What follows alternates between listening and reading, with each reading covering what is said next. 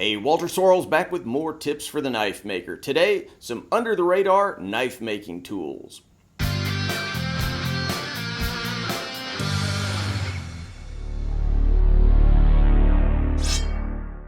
So most people who are interested in finding out more about knife making are probably at least familiar, with belt grinders, anvils, forges, some of those kind of things. But today we're going to talk about some of the tools that maybe you haven't heard so much about that are kind of under the radar, but that are remarkably handy for the knife maker.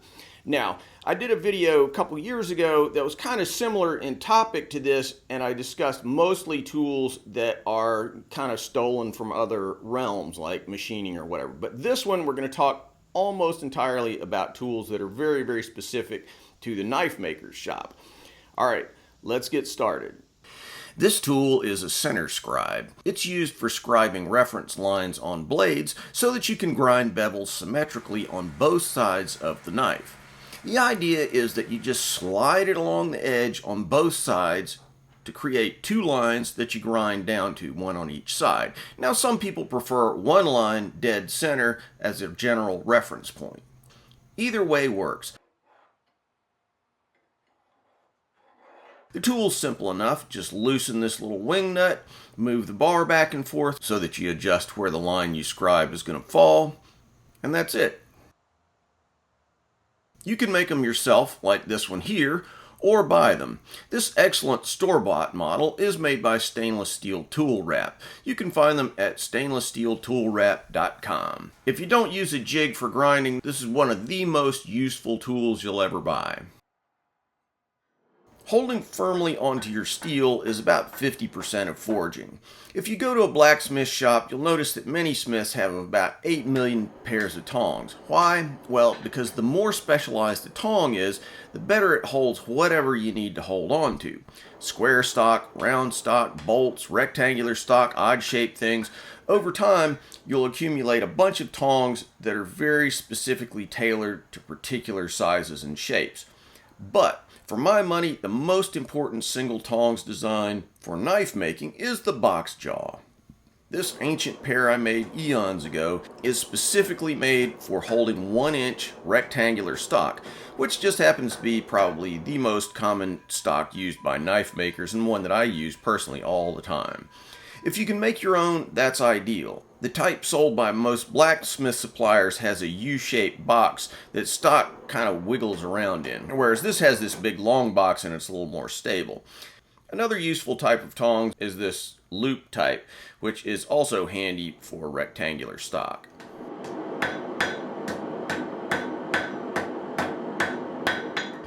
If you make forged knives, you'll want to cut the tang really evenly where it meets the ricasso, symmetrically on both sides, and nice and square and crisp. Now, this is nearly impossible to do by eye. So the solution is this, a file guide. Like the center scribe, it's fairly simple and therefore a make or buy type item. A couple of pieces of precision ground 01 steel, 1/4-inch holes on one side, drill and tap for 1/4-inch screws on the other side, and you've got a rock solid guide to help you file nice, clean, sharp, symmetrical shoulders for your tang to ricasso transitions. It's useful for filing a lot of other things, but that's probably the most popular use.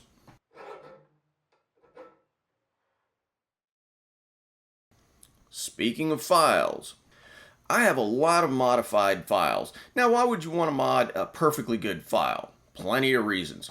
First, when you're filing square corners, and this could be the ricasso shoulder we just talked about or any of a lot of other situations, you generally want a nice square corner. Now, you want that square corner to be dead square, and you also want it to be nice and clean and crisp. Now, normally files have cutting surfaces on all faces, and the corners are not super crisp. So this has two implications. The first is that your corner has a little bit of a radius in it, which is not always ideal. But also, and this is more important, it means that as you file in one direction in a channel or a corner, whatever it is you're filing, you tend to cut in the other direction too. That is, on that perpendicular face. Now, sometimes this isn't a problem, but you don't always want to do that. So, if you grind what's known as a safe edge on the file, meaning that you just flatten it so that it won't cut anymore on that surface, You can cut really clean corners without wandering off on the second surface. This is critical when filing guard slots.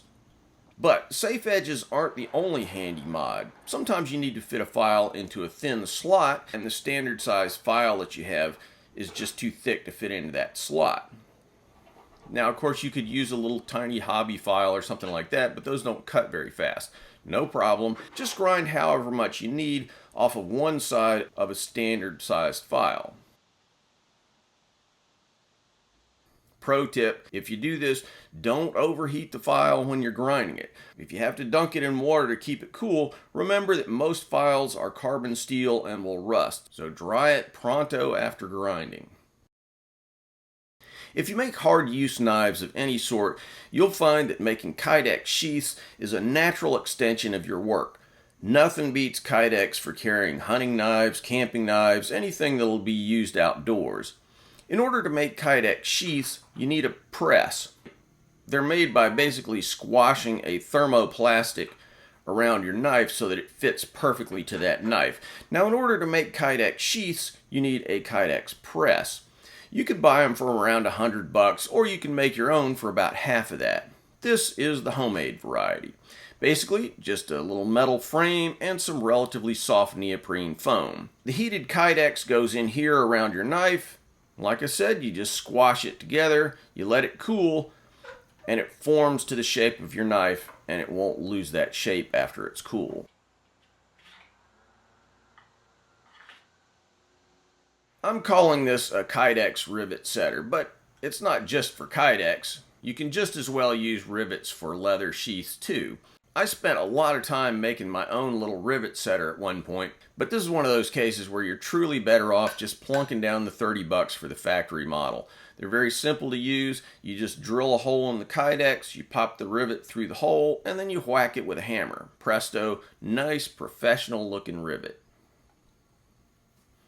I probably get more questions about sharpening than anything else I do as a knife maker.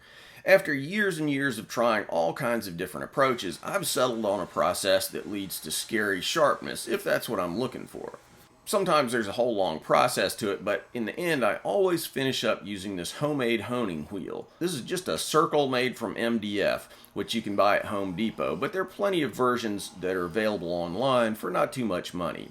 Basically, once you finish sharpening the blade with whatever method you use, you charge the wheel, which is, made out of paper or cardboard or MDF or whatever. You charge that wheel with rouge or some other kind of fine polishing abrasive, and that will remove the burr from the edge and also polish up the micro bevel on your knife, making it nice and slick and smooth.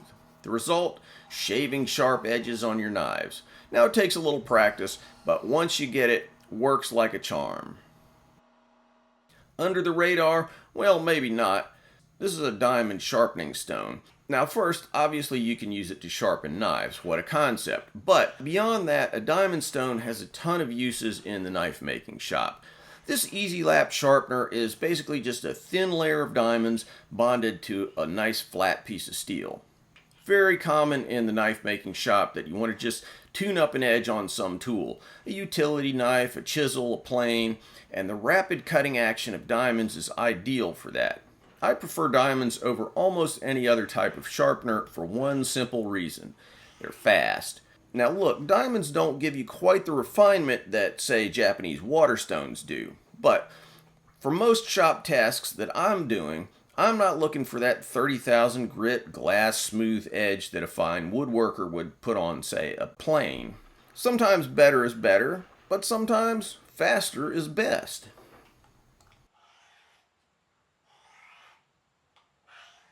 One of the most difficult skills in knife making is grinding clean, crisp, symmetrical bevels on both sides of the knife blade. Doing it freehand, as I'm doing here, can take years of practice, especially for more complex and difficult grinds and larger knives. Now you can shave some time off that learning curve and increase the speed of your grinding at the same time by using a grinding jig. It's a tool that holds your knife blade against the platen of your grinder at a fixed angle so that your grind is consistent from end to end of the blade. They can be adjustable, or they can be fixed like the one here. Like many of these, It's a make-or-buy type item, with many variants available for purchase from knife-making supply houses, but they're not hard to make yourself either. A jig won't fix every grinding problem you have, but it'll sure make things easier on the grinding front.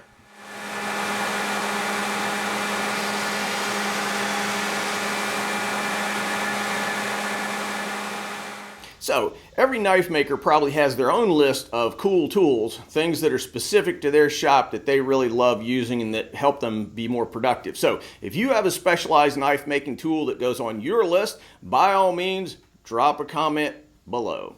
All right, guys, thanks for watching, and we'll see you soon.